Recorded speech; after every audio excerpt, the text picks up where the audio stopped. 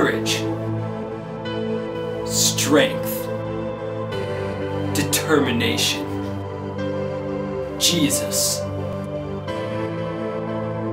History burning with lust.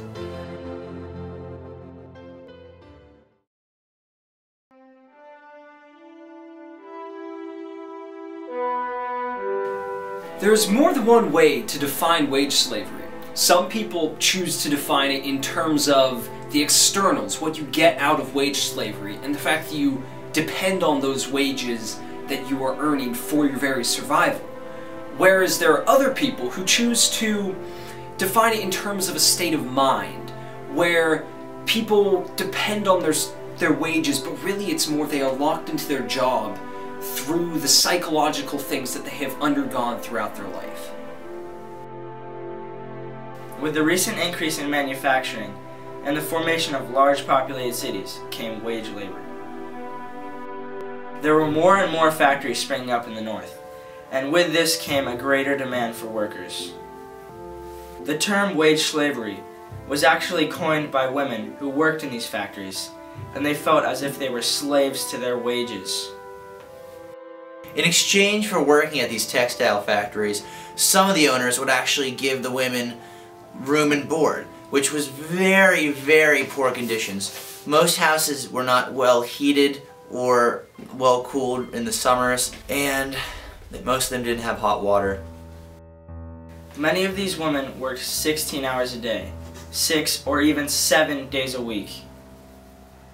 If this was happening today, these people would be getting sued.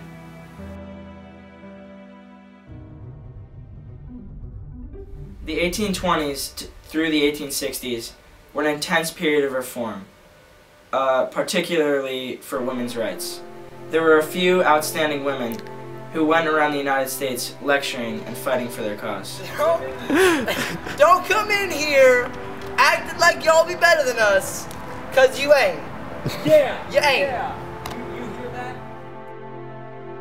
In the early 1800s, between around 1820 to 1850, there were two sisters, the Grimke sisters. They were Quakers, and they hated slavery. They just really hated slavery. And then they sort of moved on to like, hey, you know what? Women have rights too. We're cool. We do stuff. We cook for you men. We should have rights too. So then they started writing to these people and getting themselves nationally noticed. Before you know it, they were a big deal. They were like celebrities, man. I mean, I would want their autograph if they were around. I mean, totally. They were just cool. Yeah. They didn't have very many options back then because they had virtually no rights. They were virtually not a part of society. They could not vote. They really didn't have any part in any of the political standings. In July of 1848, the first Women's Rights Convention was held in Seneca Falls, New York. Approximately 200 women and 40 men showed up to it. The convention pushed to give women equal rights as men, especially the right to vote. Life in this period was very difficult for women.